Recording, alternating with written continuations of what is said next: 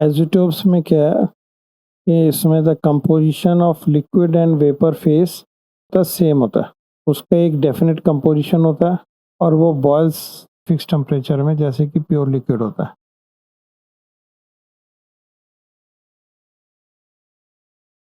इसमें composition of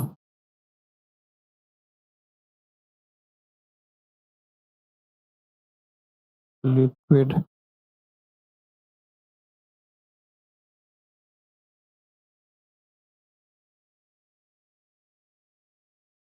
is same और वो एक डेफिनेट कंपोजिशन होता है।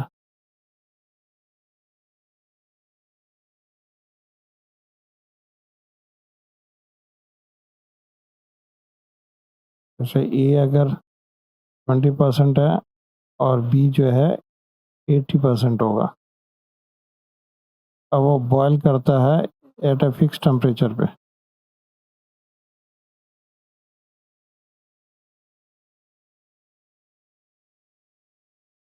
तो इसको क्या बोलते हैं, एज़ोट्रोपिक मिक्सचर्स भी बोलते हैं इसे और कांस्टेंट बॉइलिंग मिक्सचर्स भी बोलते हैं।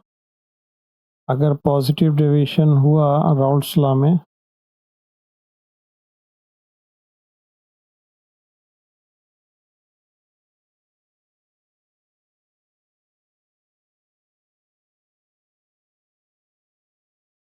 तो उसमें मिनिमम बॉइलिंग पॉइंट एज़ोट्रोप मिलता है।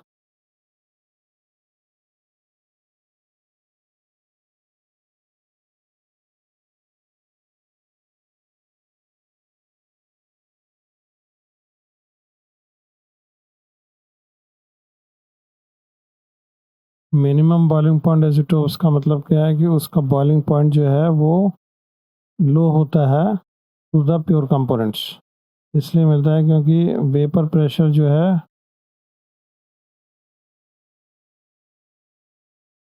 हाई होता है पॉजिटिव डेविएशन में। हमें मालूम है कि लिक्विड बॉयल करता है जब इसका वेपर प्रेशर एटमॉस्फेयर प्रेशर के बराबर हो जाए। तो इसका वेपर प्रेशर हाई है तो एटमॉस्फेयर प्रेशर के इक्वल हो जाएगा एट लो टेम्परेचर।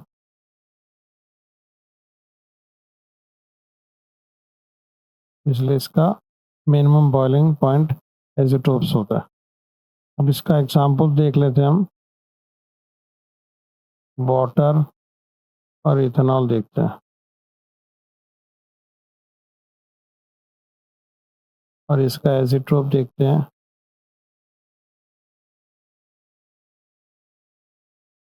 तो वाटर की इसमें बॉयल करता है 373 केल्विन में, ये 351.3 केल्विन में करता है।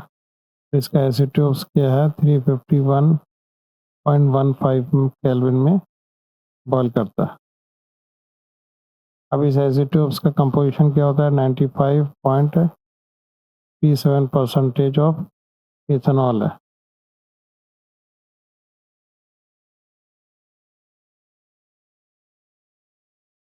अब दूसरा एग्जांपल देखते हैं।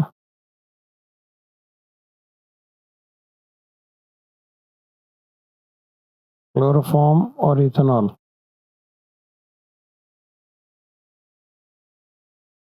क्लोरोफॉर्म का बॉइलिंग पॉइंट है 334.2 केल्विन और इसका बॉइलिंग पॉइंट है 351.3 kelvin.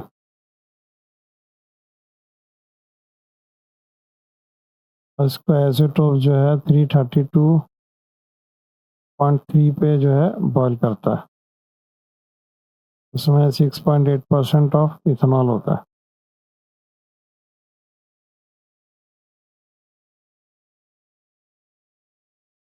Maximum boiling point isotopes देखते हैं। ये किसमें मिलता है हमें, negative deviation of the Raoult's law.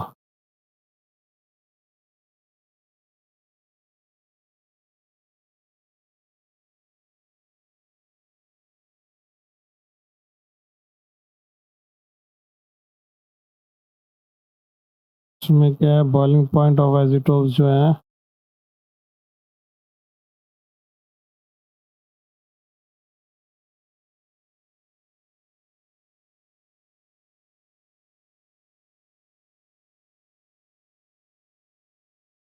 is high than pure components.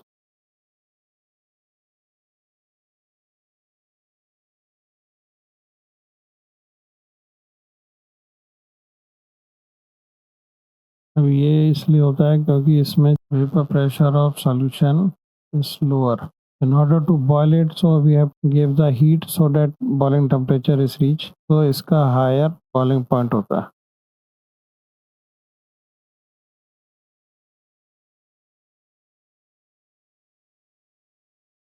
अब इसका एग्जांपल्स देख लेते हैं हम. मैं एग्जांपल्स आता है वाटर HCl,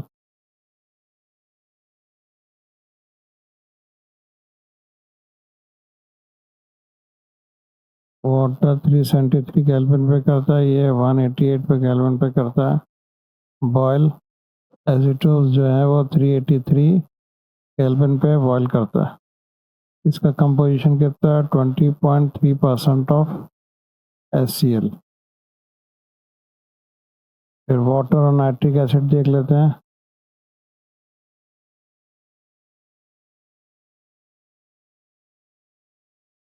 वाटर क्या है 373 केल्विन पे बॉयल करता है और ये नाइट्रिक एसिड जो है 359 केल्विन पे, और जो इसका एजिट्रोप होगा वो 393.5 केल्विन पे. तो इसमें क्या होता है 68% ऑफ HNO3 है. तो ये इसका बॉइलिंग पॉइंट इन दोनों से कंपोनेंट से ज़्यादा है. इसका भी बॉइलिंग पॉइंट इन दोनों कंपोनेंट से ज़्यादा है. तो इसको क्या बोलते हैं? Maximum boiling point azeotropes. तो कोलिगेटिव प्रॉपर्टीज़ क्या होते हैं कि जो आइडियल सोल्यूशन है तो उसमें जो प्रॉपर्टीज़ होती हैं वो डिपेंड करता है only on the number of particles of the solute which is dissolved in a definite amount of solvent. मतलब एक फिक्स अमाउंट ऑफ सॉल्वेंट में जो कितना number of particles of solute dissolve किया है वो जो प्रॉपर्टीज़ होती हैं उसको कोलिगेटिव प्रॉपर्टीज़ पर कहते हैं. और वो it do not depend upon the nature of the solute.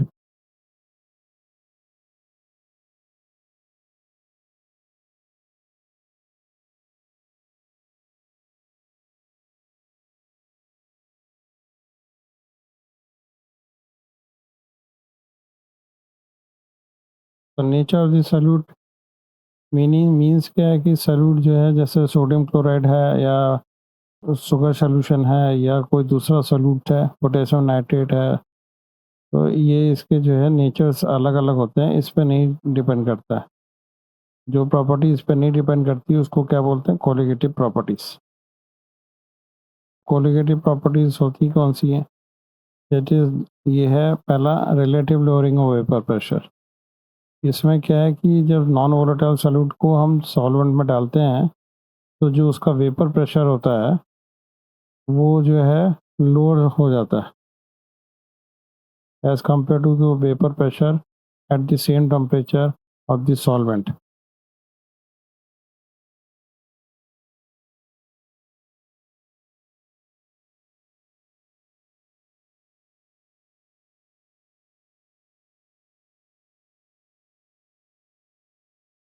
तो उसमें हमें ज़्यादा हीट देना पड़ेगा.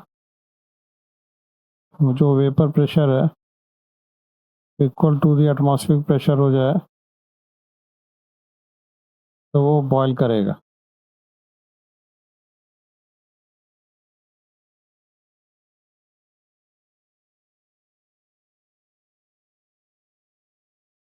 then the solution will boil.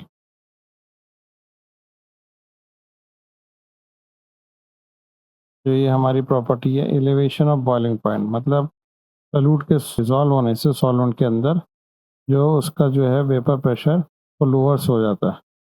फिर उससे क्या है कि बॉइलिंग पॉइंट का एलिवेशन हो जाता है, मतलब उसमें हमें हीट ज़्यादा देना पड़ता है. फिर ऑस्मेटिक प्रेशर भी जो है कोलिगेटिव प्रॉपर्टी है. ये नेचर पे ऑफ द सॉल्यूट पे नहीं डिपेंड करती है, ये नंबर ऑफ पार्टिकल्स पे ऑफ सॉल्यूट का जो है उस पर डिपेंड करती है. तो डिप्रेशन एंड फ्रीजिंग पॉइंट में जब नॉन वोलेटाइल सॉल्यूट डालते हैं तो जो freezing point of the solvent होता है वो 0 डिग्री, जैसे वाटर लिया है तो 0 डिग्री की जगह ना हो करके वो लोअर टेम्परेचर पे फ्रीज होता है।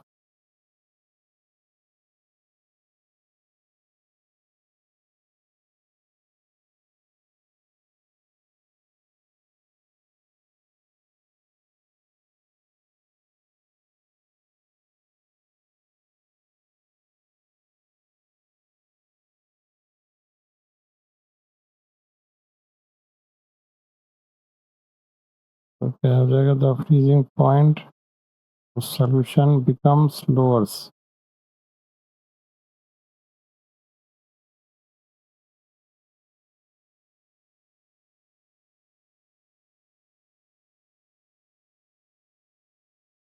Then the freezing point of solvent,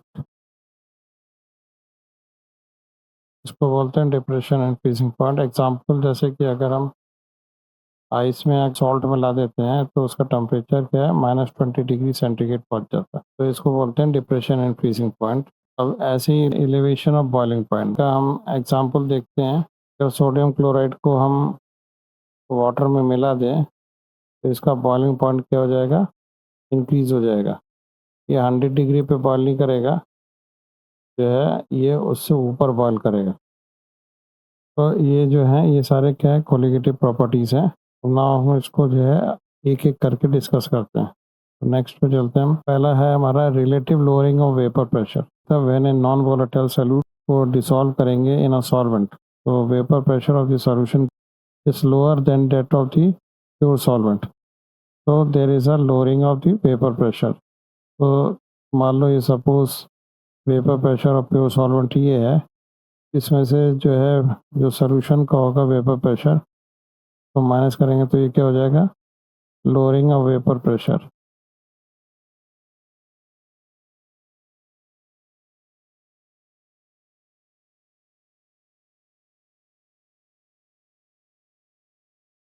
अब इसको अगर हम जो है वेपर प्रेशर ऑफ दी तो सॉल्वेंट से डिवाइड करेंगे तो वो रिलेटिव हो जाएगा, उसको बोलेंगे relative lowering of vapour pressure.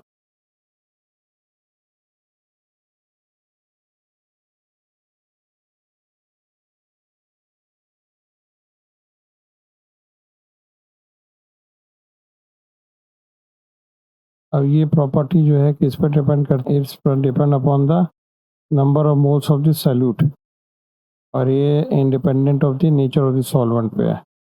तो इसको इक्वल टू दिया क्या है, mole fraction of the solute. तो mole fraction of the solute क्या होता है, N2 upon N1 plus N2। N1 क्या है, number of moles of the solvent, N2 is the number of moles of the solute. इसको हम ऐसे लिख सकते हैं,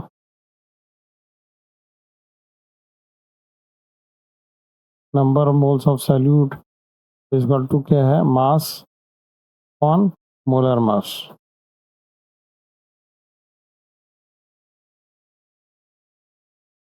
गिवन मास अगर मान लो सपोज W2 है तो मोलर मास क्या है, M2 है।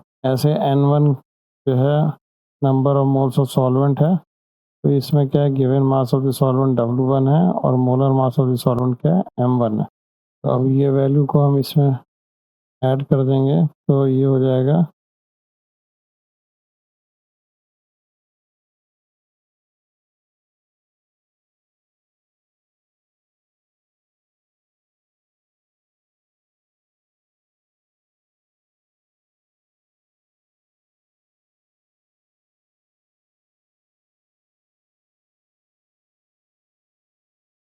ये हो गया। अगर मगर डाइल्यूट सोल्यूशन में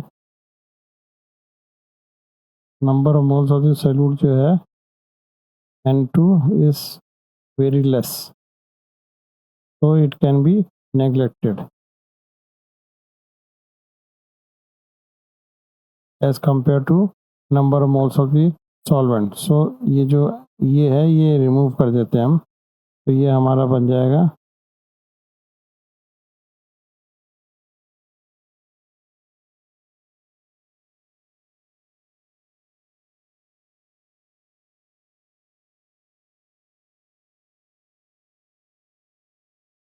तो ये हो जाएगा W2 upon M2 multiplied by m1 upon w1।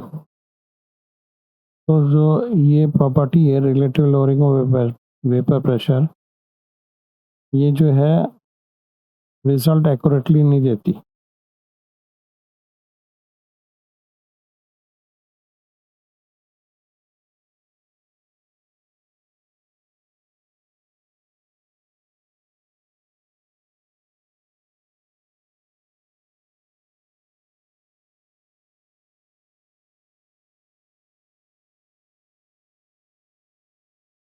और ये जो है ओनली डाइल्यूट सॉल्यूशन के लिए है। तो ये वाला जो फार्मूला है only for the dilute solution, जिसमें सॉल्यूट जो है इन कंपैरिजन टू सॉल्वेंट बहुत लेस होता है। अब जो है कंसंट्रेटेड सॉल्यूशन के लिए क्या इसका फार्मूला होगा वो हम फाइंड आउट करते हैं। तो फॉर कंसंट्रेटेड सॉल्यूशन जो है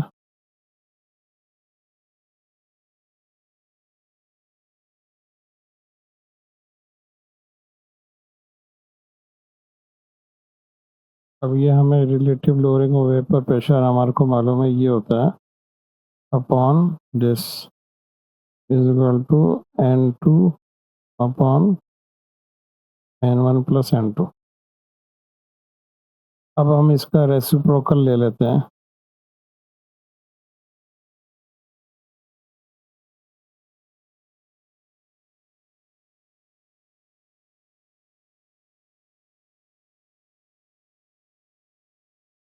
तो जब इसको रेसिप्रोकल लेंगे तो ये ऊपर आ जाएगा, ये नीचे आ जाएगा। तो ये this is p degree upon p degree minus ps। This is the vapour pressure of pure solvent minus vapour pressure of the solution equal to n1 plus n2 upon n2।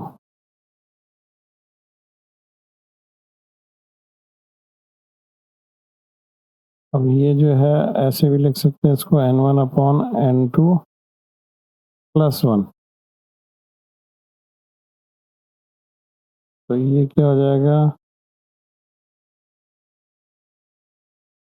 1 को इधर ले आएंगे तो minus 1 is equal to n1 upon n2। तो it will become this p degree upon p degree minus ps p degree plus ps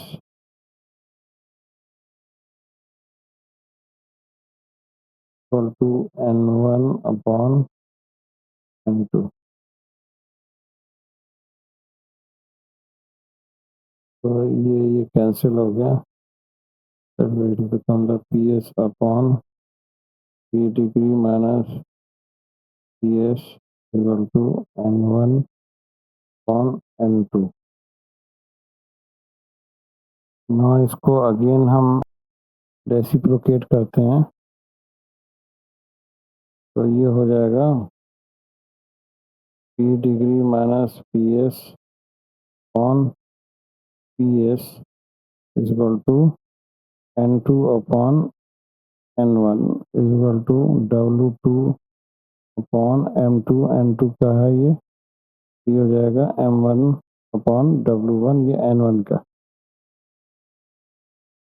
तो ये जो है इसमें क्या है, ये vapour pressure of the pure solvent minus vapour pressure of the solution upon vapour pressure of the solution is equal to number of moles of the solute upon number of moles of the solvent.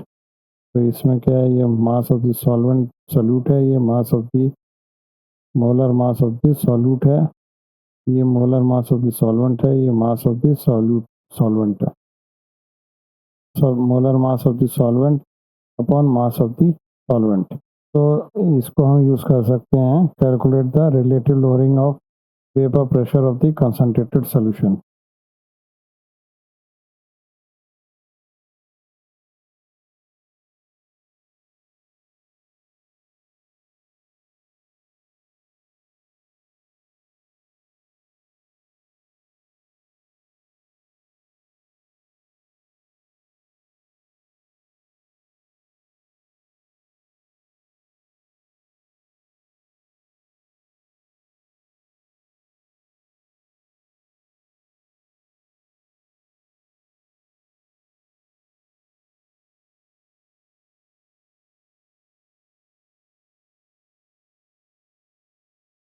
Now देखिए molecular mass of a solute from relative lowering of vapour pressure.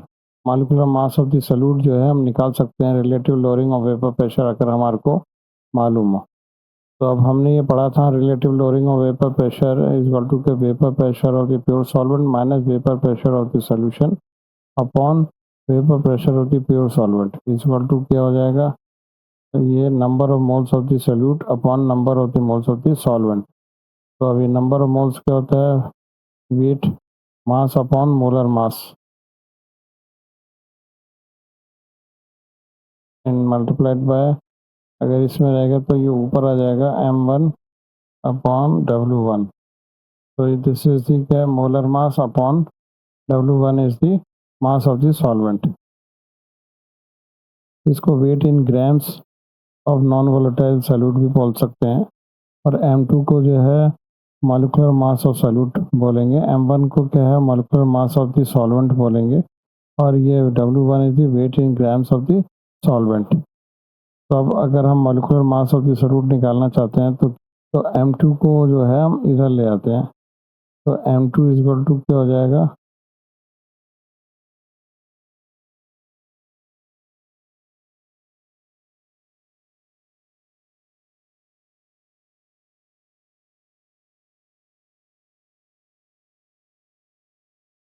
तो ये molecular mass of the solute is equal to W2 into m1 upon W1 multiplied by relative lowering of vapour pressure. तो ये for dilute solution जो है ये है।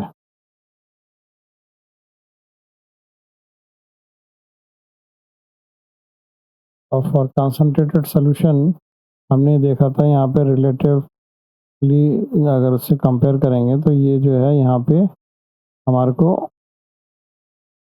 Vapour pressure of the solution है।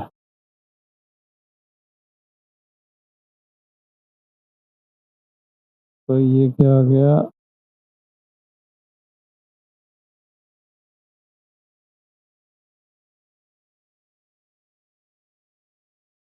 W2 upon m2 into m1 upon W1। तो ये m2 molecular mass of the solute is equal to क्या हो जाएगा, W2 mass of the solute in grams multiplied by the molecular mass of the solvent upon W1 multiplied by relative lowering of vapour pressure.